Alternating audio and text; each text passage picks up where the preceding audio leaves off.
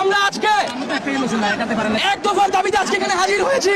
2024 সালের 3 আগস্ট বাংলাদেশের গণ আন্দোলনের ইতিহাসে একটি গুরুত্বপূর্ণ মোড় তৈরি হয়।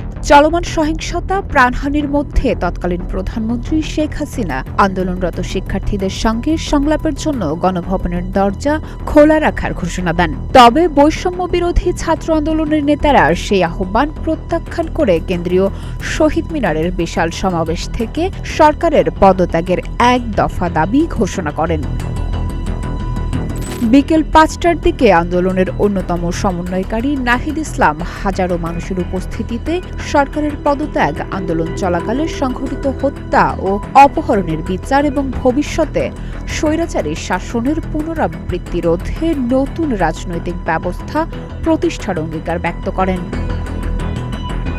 তিনি 4 আগস্ট থেকে সর্বাত্মক সহযোগ আন্দোলনের ডাক দেন এবং সর্বস্তরের মানুষের অংশগ্রহণে জাতীয় সংগ্রাম পরিষদ গঠনের ঘোষণা দেন। এর আগে সকালে গণভবনে পেশাজীবী সমন্বয় পরিষদের নেতাদের সঙ্গে বৈঠকে শেখ হাসিনা বলেন, তিনি আন্দোলনরত শিক্ষার্থীদের সঙ্গে বসে তাদের বক্তব্য শুনতে চান এবং কোনো সংঘাত চান না। তবে আন্দোলনের নেতারা সেই আহ্বান প্রত্যাখ্যান করেন। সমাবেশ শেষে বিক্ষোভকারীরা টিএসসি ও রাজু ভাস্কর্য এলাকায় কর্মসূচি পালন করেন এবং সন্ধ্যায় শাহবাগ মোড়ে অবস্থান করেন।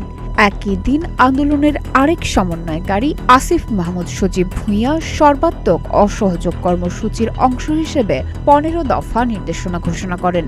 সেখানে কর ও ইউটিলিটি বিল পরিশোধ থেকে বিরত থাকা, সরকারি বেসরকারি প্রতিষ্ঠান, শিক্ষা প্রতিষ্ঠান, কলকারখানা ও গণপরিবহন বন্ধ রাখা এবং ব্যাংকিং চ্যানেলে রেমিটেন্স না পাঠানোর আহ্বান জানানো হয়।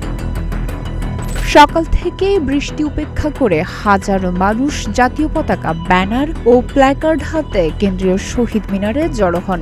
দফা 1 দাবি 1 শেখ হাসিনার পদত্যাগ স্লোগানে মুখর হয়ে ওঠে পুরো এলাকা। রাজধানীর বাড্ডা, রামপুরা, বনশ্রী, সায়েন্স ল্যাব ও মিরপুর 10 সহ বিভিন্ন এলাকায়ও সড়ক অবরোধ ও বিক্ষোভ অনুষ্ঠিত হয়।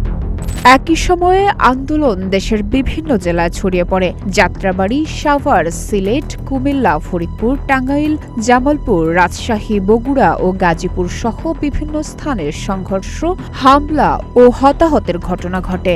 চট্টগ্রামে তৎকালীন শিক্ষামন্ত্রী মহিবুল হাসান চৌধুরীর বাসভবন এবং সাবেক সংসদ সদস্য মহিউদ্দিন বাচ্চুর কার্যালয়ে হামলা ও অগ্নিসংযোগের ঘটনা ঘটে। রংপুরে আবু সাইদের মৃত্যুর ঘটনায় 2 পুলিশ কর্মকর্তাকে সাময়িক বরখাস্ত করা হয়। এদিকে সেনাপ্রধান জেনারেল ওয়াকারুজ্জামান সেনা কর্মকর্তাদের উদ্দেশ্যে দেওয়া ভাষণে জনগণের জীবন, সম্পদ এবং গুরুত্বপূর্ণ রাষ্ট্রীয় স্থাপনার নিরাপত্তা নিশ্চিত করার ওপর গুরুত্ব আরোপ করেন। একই দিনে বিএফইউজে ও ডিইউজে সাংবাদিক হত্যা ও দমনপীড়নের প্রতিবাদে সরকারের পদত্যাগের দাবিতে কর্মসূচি পালন করে। পাশাপাশি 22 জন মার্কিন সিনেটর ও কংগ্রেস সদস্য বাংলাদেশের গণতন্ত্র ও মানবাধিকার পরিস্থিতি নিয়ে উদ্বেগ জানিয়ে মার্কিন পররাষ্ট্রমন্ত্রী অ্যান্টনি ব্লিংকেনের কাছে যৌথ চিঠি পাঠান। 2 আগস্ট লেখা ওই চিঠিতে তারা তৎকালীন আওয়ামী লীগ সরকারের বিরুদ্ধে বিভিন্ন অভিযোগ উত্থাপন করেন। ডেস্ক রিপোর্ট, প্রতিদিনের বাংলাদেশ।